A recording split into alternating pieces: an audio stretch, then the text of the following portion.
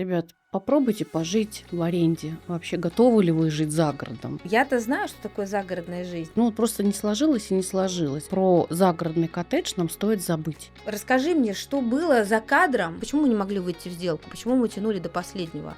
Ой, господи. Но на самом деле там было чуть-чуть иначе. Я сейчас расскажу. Да, есть что вспомнить.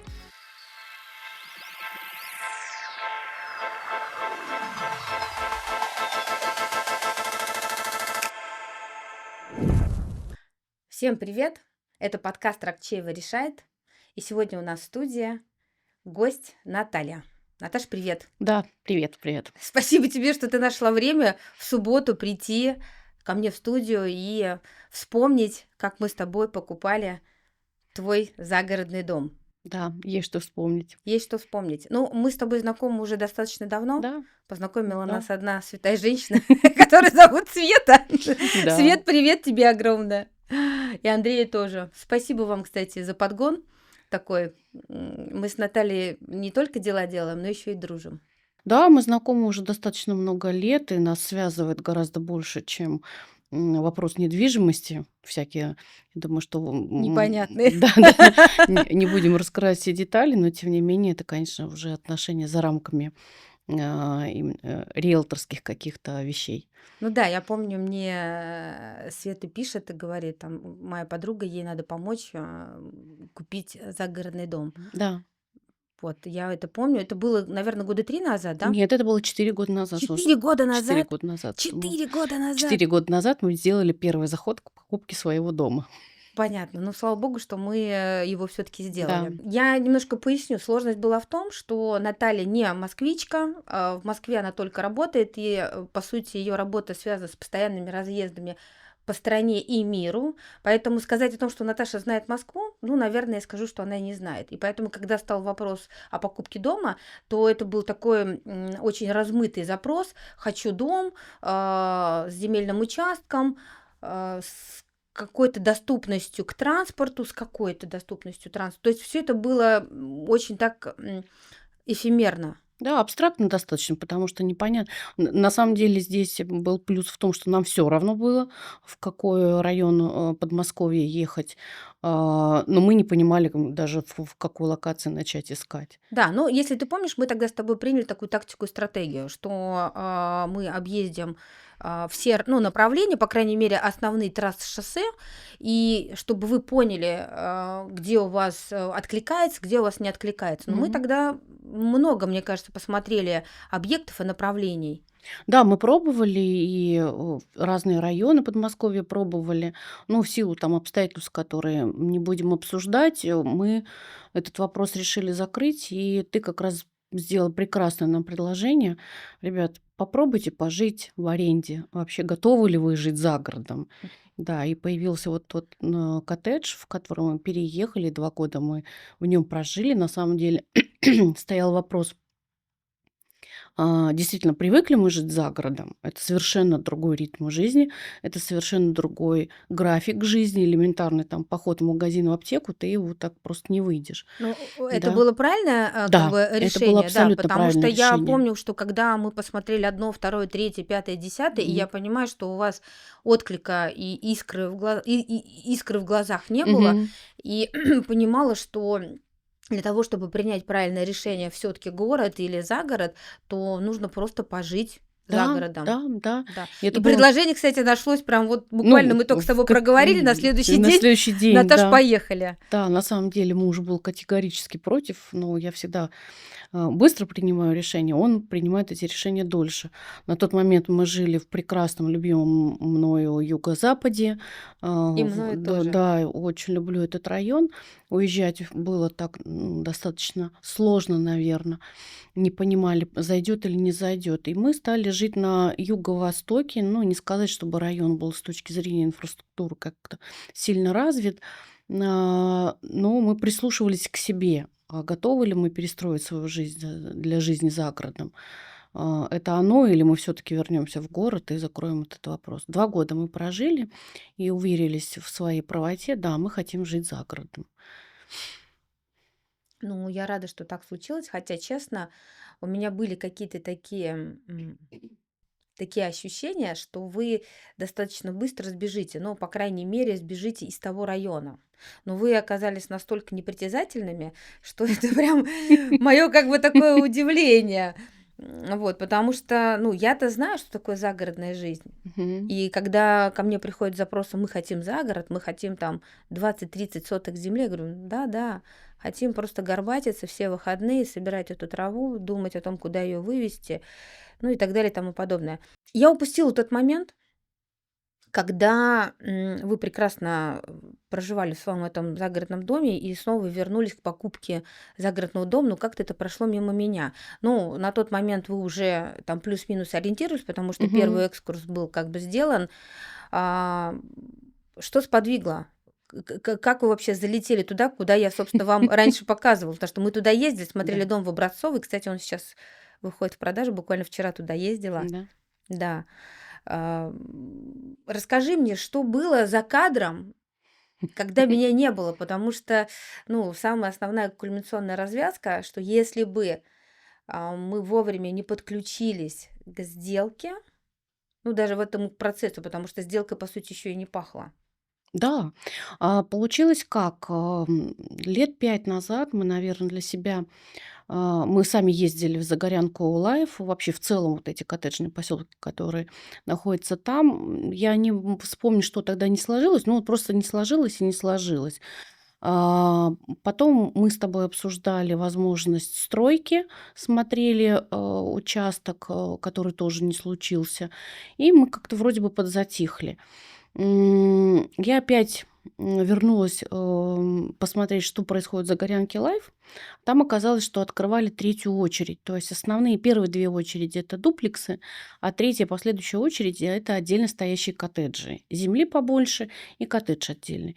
Мы поехали посмотреть, съездили туда, наверное, может быть, раза 3 и спокойно себе забронировали отдельно стоящий коттедж. Без меня, я вам скажу Да, так. Без сами меня. по себе съездили, Ну, посмотрели. Причем, я, конечно же, не знаю нюансов, готовности объекта в ипотеку именно загородного дома или коттеджа.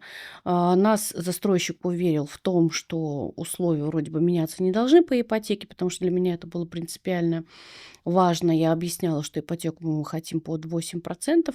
то есть тогда была еще доступна ипотека по господдержке. Но Да, и мы забронировали коттедж, который нам обещали подготовить к сделке в марте 24 года. У нас было впереди, ну, минимум полгода. Это мы сделали за 6 месяцев. Ну, и спокойно себе ходим и ходим. Забронировали коттедж, забронировали коттедж. Я опять улетела в очередную командировку.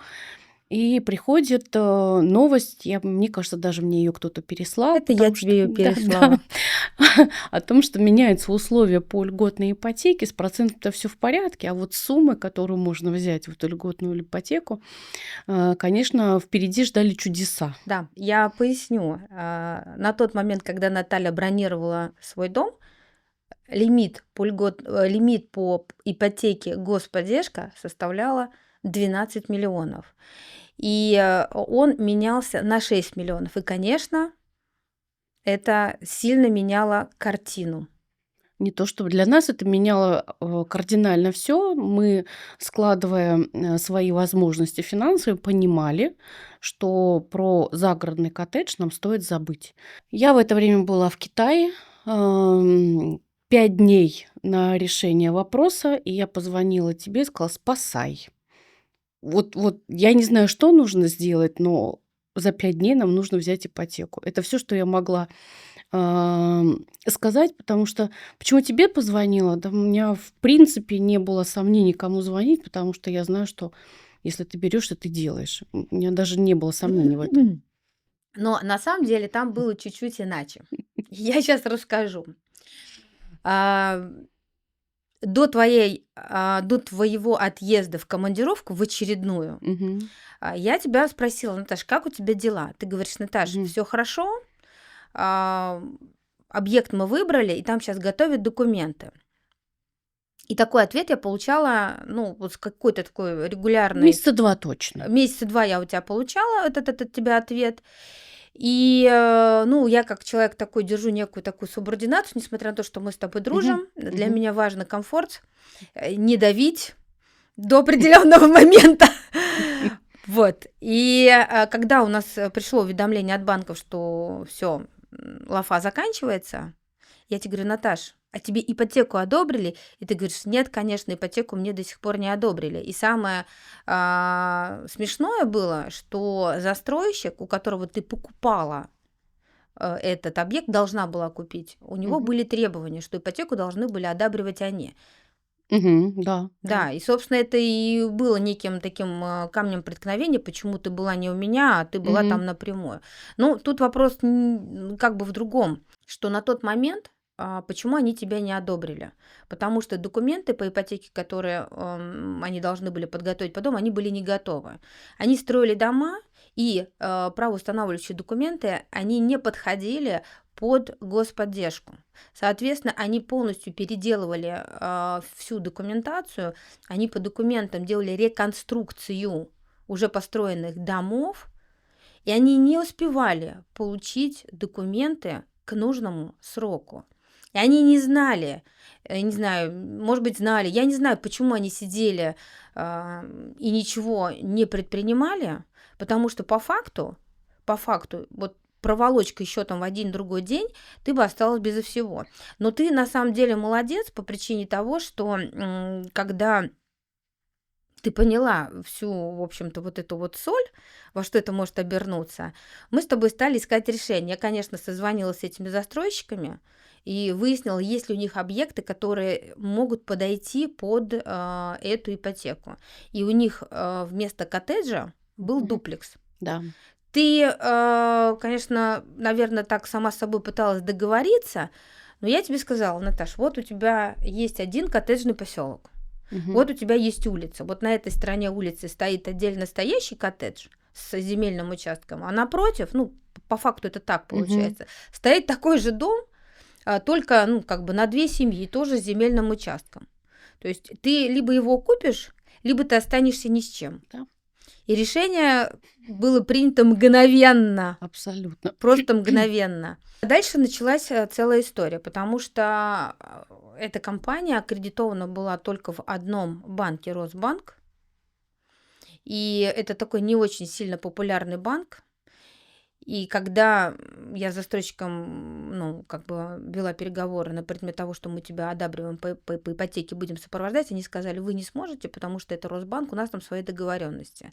Ну, я так сказала, что мои договоренности будут чуть покруче, чем ваши договоренности, поэтому отпустите ситуацию, просто отдайте нам этот дуплекс, и мы все вопросы решим. Я помню, кстати, помнишь, возвращаясь немножко назад, когда я тебе говорила: Наташ, надо одобрить ипотеку и сидеть с решением и ждать готовности документов. Мгм. Ну, ты что мне тогда сказал? Что, ну, да, они, наверное, там в курсе, но почему-то они тебя не заводят на ипотеку. Вообще, на самом деле, тоже нонсенс. Они тебя не заводили на ипотеку, они просто сидели и ждали. Не Да. знаю, вообще было ли у них в мыслях вообще продать тебе дом или нет. Не знаю, потому что я не могу найти этому объяснение. Но ты помнишь, с какой проблемкой мы с тобой столкнулись?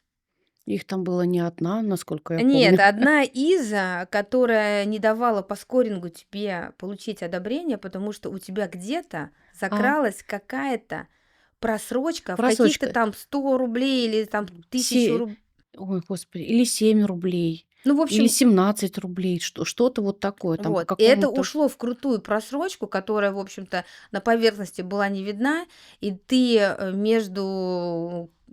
ты же тогда была в Новосибирске Да, я уже, была ты в Сибири. вернулась Я с Китая прилетела в Сибирь, да. прилетела в Сибирь, и вот эта разница во времени, ты бегала по банкам по нашему Мгм. поручению, то есть мы тебе говорили: беги туда, делай то, иди сюда, делай это. Вот, и мы закрыли вот этот вот штрих в твоей кредитной истории, Мгм. подали заявку. Ну, надо отдать должное, что, конечно, мы тебя одабривали в ручном режиме, то есть мы тебя не отпускали вот на самотек, на скоринг, Мгм. и мы получили нужное решение. Конечно, это было с помощью звонка другу, Мгм.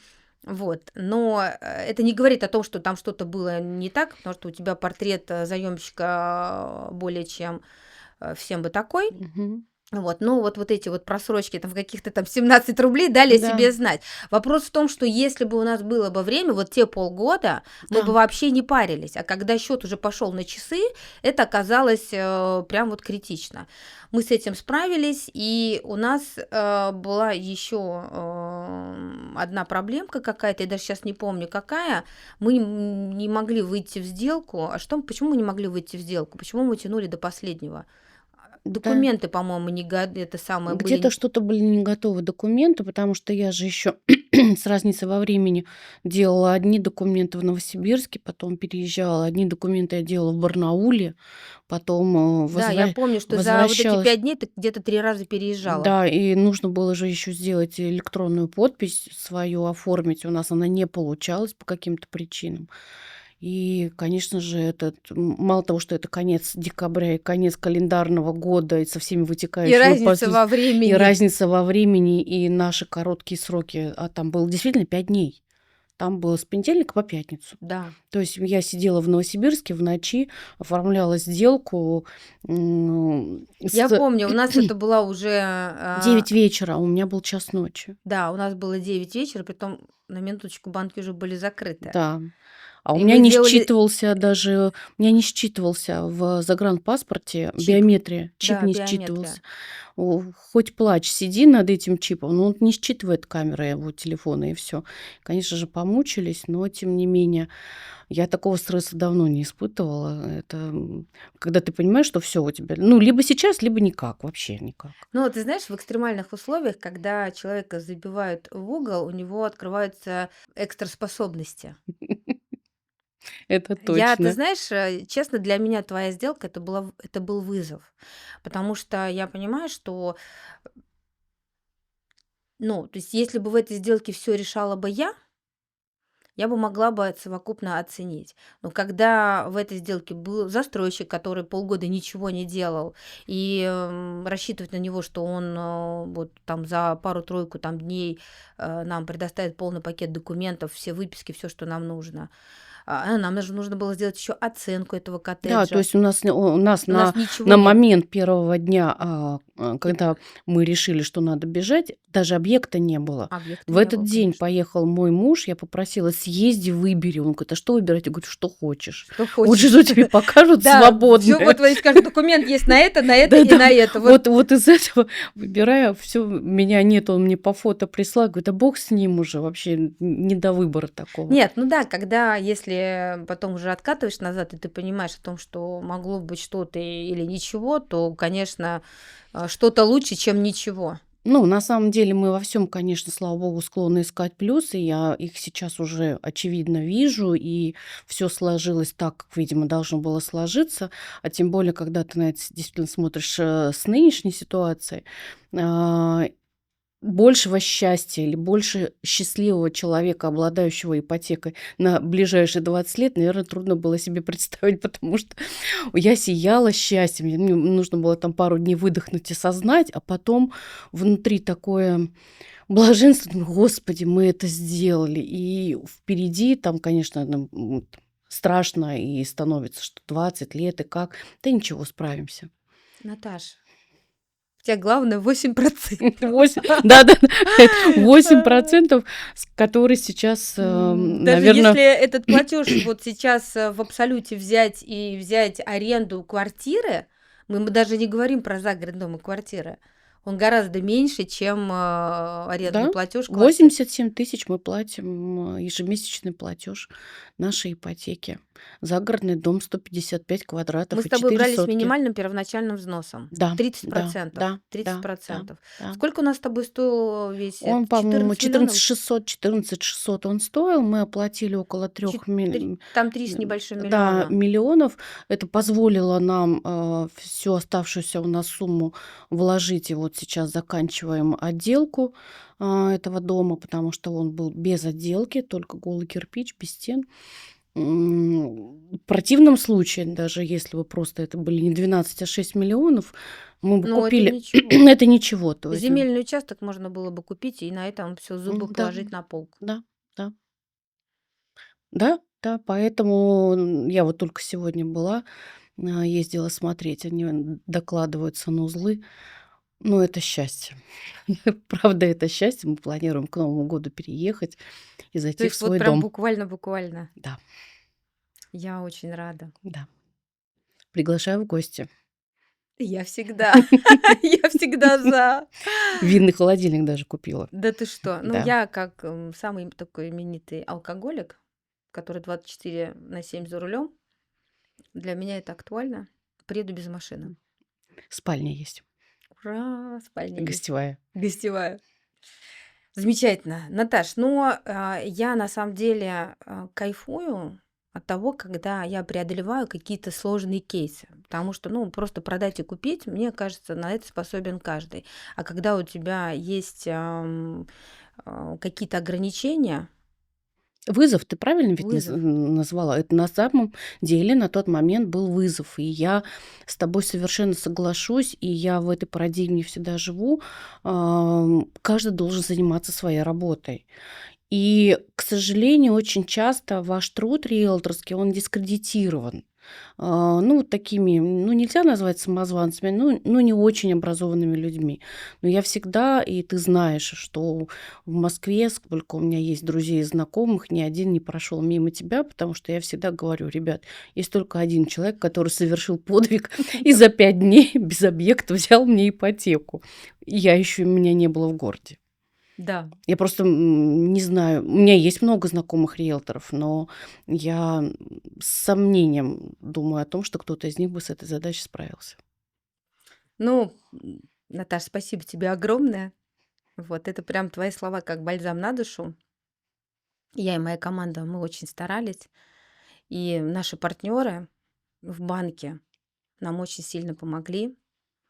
Им тоже огромное за это спасибо, потому что понятно, что такие сделки, совершать, не имея понимания этого процесса и не понимания, куда нажать в нужный момент, а нажимать приходится. Таков мир, но вот такую сделку невозможно совершить. Понятно. Ну, на этой позитивной ноте мы можем завершать сегодняшний эфир. Наташа, огромное тебе спасибо. Да не за что. И с новосельем.